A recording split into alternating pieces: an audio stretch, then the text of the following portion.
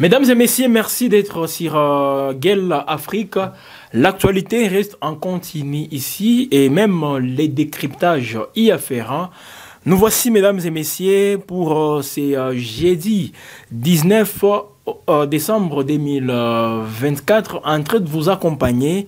Et nous prenons toujours la direction du territoire des Lubero, mesdames et messieurs, où les informations circulent ça et là, justement, tenant compte des avancées auxquels on a assisté pour les M23 RDF. Ils ont si justement prendre quelques entités entre les mains des FRDC et des Wazalendo. Mais ça ne veut pas dire, mesdames et messieurs, que la guerre est perdue côté congolais ou soit qu'on peut rester en train de répondre ou prendre en compte tout ce que l'ennemi est en train de présenter aujourd'hui comme revendication. Ils veulent des discussions directes avec le gouvernement congolais. C'est que le gouvernement congolais n'est pas en train de comprendre. Et jusque-là, le gouvernement n'est pas d'accord avec cette option. C'est ce qui a fait à ce quand même le processus de Luanda puisse connaître aussi un tournant négatif. Alors, il y a des démarches qui se poursuivent toujours sur le plan diplomatique. Avant d'aborder cet aspect, mesdames et messieurs, nous vous disons d'abord que le territoire de Lubero reste le théâtre des affrontements.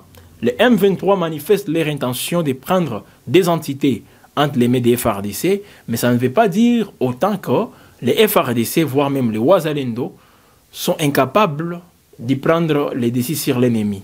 C'était juste, moi je l'ai dit ainsi en analysant les choses, parce que nous étions même ici sur Gueule Afrique Télévision, où on avait présenté la crainte de voir l'ennemi reprendre les contrôles de certaines entités. On l'avait dit ici sur Gueule Afrique Télévision. Malheureusement, comme vous le savez, notre cri d'alarme, ou disons, notre façon aussi de voir les choses n'avait pas été prise en compte par ceux-là qui sont censés justement veiller d'abord, là je parle du commandement pour les FARDC, mais également la hiérarchie qui n'a pas su justement prendre tout ça en considération.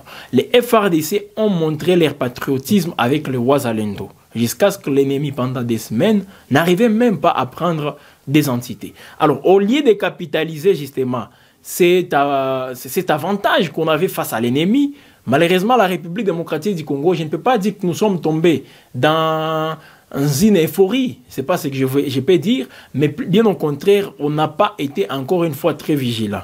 Jusqu'au point où il fallait continuer, et cette fois-ci avec les offensives. On a demandé à maintes reprises que les FRDC lancent aussi les offensives contre l'ennemi, mais malheureusement, ça n'a pas été le cas. Alors, aujourd'hui, moi je considère ça comme étant des leçons que les FARDC sont en train de recevoir.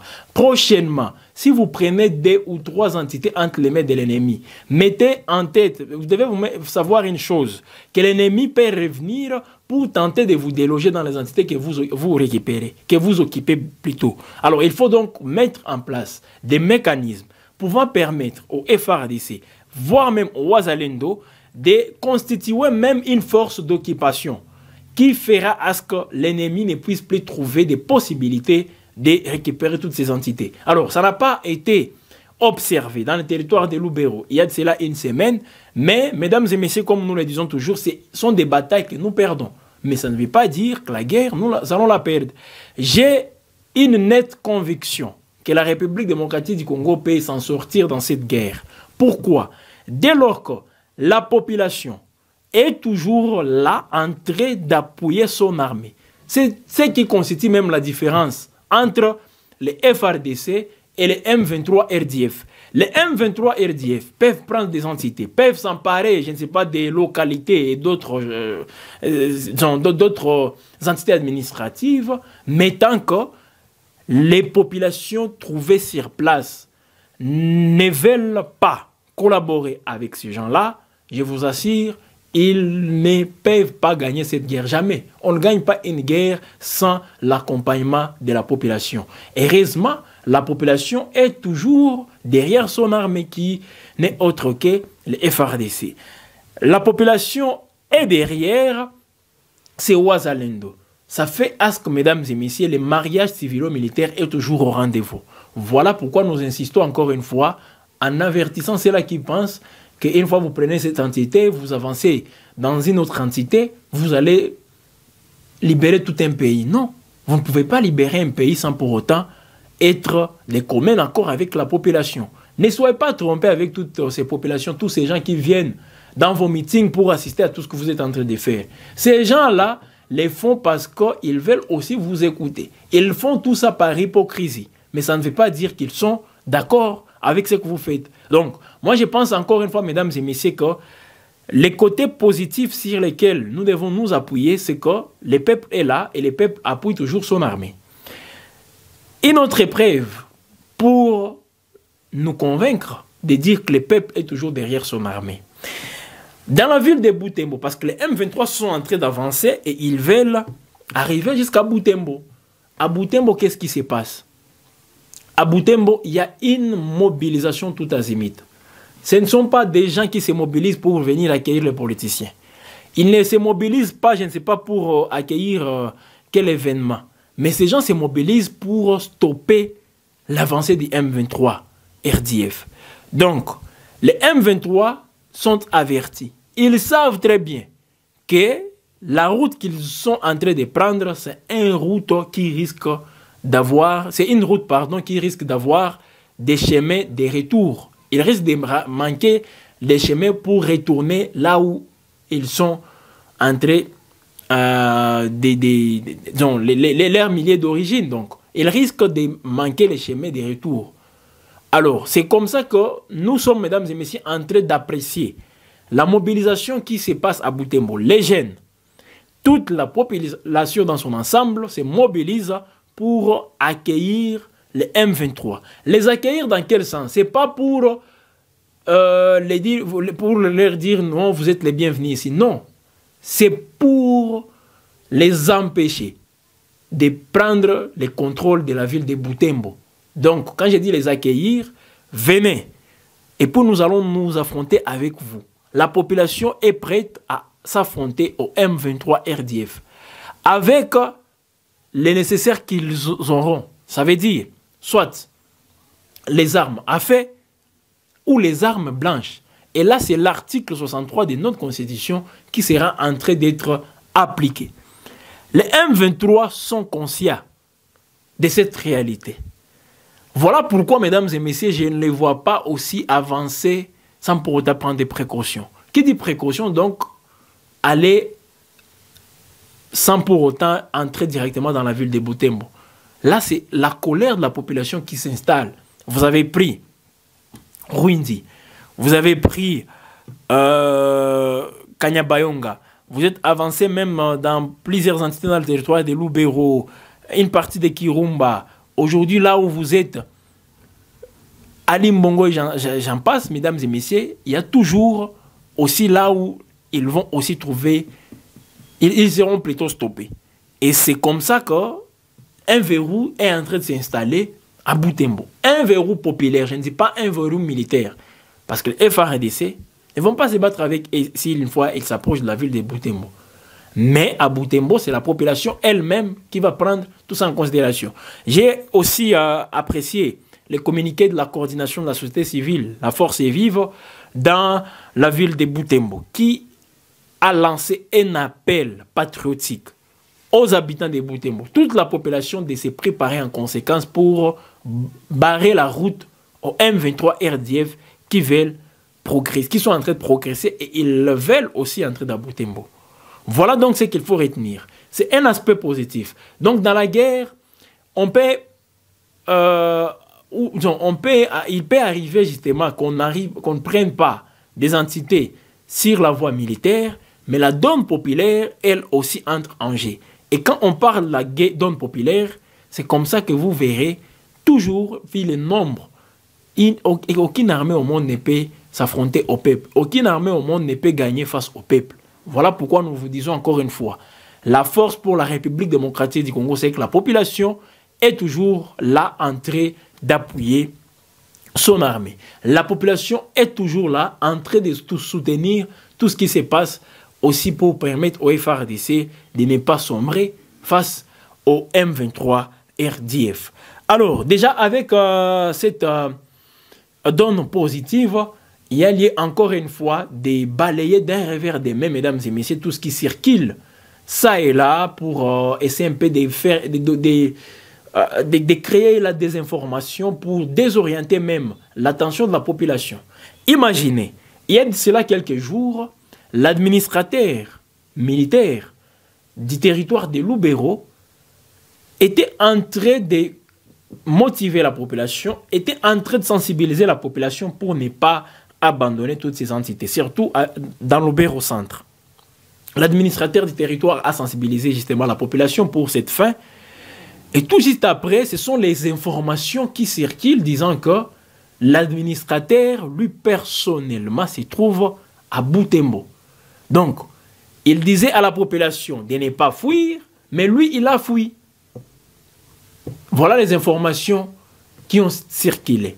Mais je suis convaincu, et je vous l'ai dit, mesdames et messieurs, avec certitude, l'administrateur du territoire de Lubero, présentement au moment où nous réalisons cette émission, se trouve à Lubero Centre. Il est à Lubero Centre. Jusqu'au point où lui-même, il a démenti. Moi, je préfère le dire ainsi. Je considère ça comme étant un démenti parce que lorsque le M23 avançait, il y avait toute une panique dans Lubero Centre. Et d'autres informations sont circulées disant que les FARDC sont en train de fuir Lubero Centre. Ils font ce qu'on appelle les replis stratégiques. Même le ministre du Développement rural, dans un briefing organisé à Kinshasa, avec son collègue de la communication, le ministre Mouindo Nzangi avait dit que les FARDC ont fait un repli stratégique. Donc, les FARDC ont quitté Lubero Centre pour aller voir comment est-ce qu'ils peuvent avancer et ne pas exposer la population. L'administrateur du territoire de Lubero, lui qui se trouve aussi à Lubero, il avait démenti cette information. C'est un militaire. Il avait dit ceci, les FARDC sont toujours là. Il n'y a pas eu, je ne sais pas, comment dire, parce que Mouindo Nzangi avait parlé des pillages. Il n'y a pas eu de pillages systématiques organisés par les FARDC lorsqu'elles étaient en train de faire les replis stratégiques. Donc les FARDC étant toujours là, il n'y a pas eu aussi des pillages.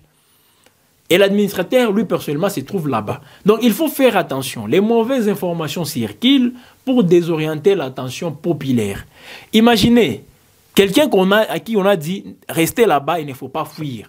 Mais, tout juste après, quelqu'un qui te disait de ne pas fuir, lui, il a fui. Mais qu'est-ce que la population va essayer un peu de comprendre? Et c'est ce qu'ils sont en train de faire. Donc, ils essaient un peu de s'appuyer sur cette fibre-là pour créer une division entre les dirigeants et la population, surtout donc l'armée et la population, parce que l'administrateur du territoire de Lubero, c'est un militaire.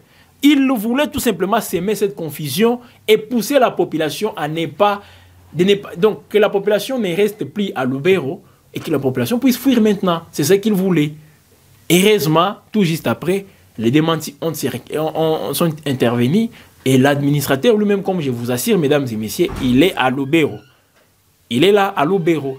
Il est en train aussi de suivre de près tout ce qui se passe avec les dispositifs que les FARDC mettent en place pour stopper l'avancée des M23 RDF. Voilà la réalité et il ne faut pas justement tomber encore une fois dans ces désinformations. Il ne faut pas surtout tomber dans les jeux de l'ennemi parce que le jeu de l'ennemi, c'est qu'il veut couper cette collaboration qui existe entre la population et les militaires.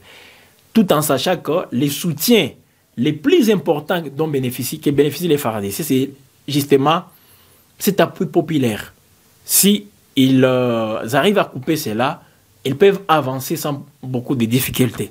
Donc, ne cédez pas aussi aux stratagèmes beaucoup plus de l'ennemi. Il faut toujours rester focalisé et suivre les informations, les bonnes informations surtout. Voilà, mesdames et messieurs, ce qu'il faut retenir à ce niveau. Parce qu'on le disait, la diplomatie, elle peut continuer, mais on doit se rassurer qu'on a aussi d'autres ressources pour alimenter toutes les discussions, tous les pourparlers sur les plans diplomatiques. Alors, est-ce que nous y sommes? Jusque-là, non. Mais, au niveau de la médiation angolaise, une équipe a été même dépêchée au niveau du Rwanda pour essayer un peu de rencontrer le président Kagame et discuter sur d'autres points. Il y a beaucoup de confusion. Il y a beaucoup de fausses informations qui circulent, comme je le disais, pour faire avaler à l'opinion des informations qui ne cadrent pas avec la réalité. Donc, il faut toujours faire très attention. Ce sont des secteurs très sensibles quand on parle de la défense. Et surtout pour la RDC, c'est qu'il y a un complot qui plane toujours sur la République démocratique du Congo. Et face à ces complots, mesdames et messieurs, la vigilance s'impose. Il faut toujours rester très vigilant et observer tout ça avec l'éveil patriotique. Voilà. Une fois on a cet éveil patriotique, on peut arriver à comprendre les tenants et les aboutissants. Voilà en quelque sorte, mesdames et messieurs, ce qu'il faut retenir. Jusque-là, nous insistons aussi sur un point très important, comme je le disais. À Butembo, les gens se mobilisent. Cette mobilisation populaire à Butembo, c'est pour justement permettre, disons, ou bloquer, empêcher les M23 RDF de s'emparer de cette ville très stratégique et très importante. C'est la ville commerciale de la province du Nord Kivu. Alors déjà, comme la population elle-même se mobilise pour stopper l'avancée du M23, ça veut dire la guerre est toujours en train de prendre une nouvelle donne, une donne populaire. Et c'est quelque chose qu'il faut toujours encourager. Voilà, mesdames et messieurs, la guerre, elle a aussi ses réalités. Voilà, donc on peut vous raconter des histoires là-bas, mais c'est un peu de comprendre, disons, de vous poser aussi des bonnes questions. Pourquoi ça? Pourquoi ça? Pourquoi ça et non ça? Parce que c'est comme ça que ça se passe. Alors le M23 veulent toujours aussi avancer. Mais en face, c'est aussi la réorganisation qui continue, côté FRDC et même avec les jeunes patriotes Wazalendo. Je l'ai toujours dit, la victoire sera pour la République démocratique du Congo parce que la population, elle est toujours là. Les jours où la population prendra un autre allié, c'est le jour que la victoire changera de camp. Mais on peut perdre des batailles, mais bon, ça ne veut pas dire que la guerre tout entière est perdue. Voilà, mesdames et messieurs, Gueule Afrique Télévision qui vous accompagne toujours, qui vous donne des informations. Ces informations, voilà, qui vous permettent aussi de comprendre les enjeux, de comprendre comment les choses sont en train d'évoluer. Alors, à vous de nous poser aussi des questions. S'il y a des zones d'ombre qui plantent toujours chez vous, alors vous pouvez nous poser des questions pour bien revenir et vous donner des réponses. Et c'est toujours en commentaire. Et c'est comme ça qu'on est en train aussi de contribuer pour de contribuer contre cette désinformation qui circule. On vous dit un administrateur du territoire est à Butembo. Et pourtant, il n'y a pas... dans moins d'une semaine, lui-même disait à la population de ne pas fuir, de rester là-bas, de soutenir toujours l'armée. Mais pour créer encore une fois cette confusion, d'abord il crée une confusion et pour l'objectif est de couper la collaboration qui existe entre l'armée et la population. Il voulait montrer à la population, quelqu'un qui vous disait de ne pas fuir, lui il a fui. Donc que vous puissiez aussi quitter la zone et c'est comme ça qu'on va nous fragiliser ces FARDC qui sont en train de bénéficier de ce soutien populaire. Voilà, donc il faut toujours faire attention et rester toujours très éveillé, tout en restant aussi vigilant. Parce que la vigilance, je répète, elle s'impose côté République démocratique du Congo, côté population. Restez toujours vigilant. On ne peut pas dire, comme par exemple aujourd'hui ça s'est fait, je suis sûr et certain que toute la population congolaise n'est pas mobilisée. Mais nous qui sommes dans ces zones, est-ce qu'on va suivre l'exemple de ceux-là qui ne sont pas, je précise bien, menacés d'une manière aussi directe? Indirectement, oui, ils sont aussi menacés parce qu'ils sont, ce sont tous des Congolais. Ce sont des nominataires communs. Mais ceux-là qui sont dans toutes ces zones, aujourd'hui en proie à l'insécurité, doivent se sentir les plus concernés et ne pas tomber dans des distractions. Voilà donc ce qu'on avait à vous dire. Le décryptage qu'on avait aussi à faire avec toutes ces actualités concernant la guerre, concernant les affrontements dans les territoires de l'Obéro, mesdames et messieurs, c'est nul par ailleurs que sur la chaîne panafricaine. Alors, on prend donc rendez-vous demain pour d'autres informations, pour d'autres décryptages sur la télé panafricaine. Et nous serons honorés, mesdames et messieurs, de vous savoir nombreux. Je répète, vos questions, s'il y en a, posez-les en commentaire ou d'autres commentaires. Encouragez les FARDC, encouragez les Ouazalendo, faites-les en commentaire. Je précise bien, les batailles que nous perdons, ça ne veut pas dire qu'on va perdre la guerre. Non. La population, là où il y a la population, c'est là où il y aura la victoire.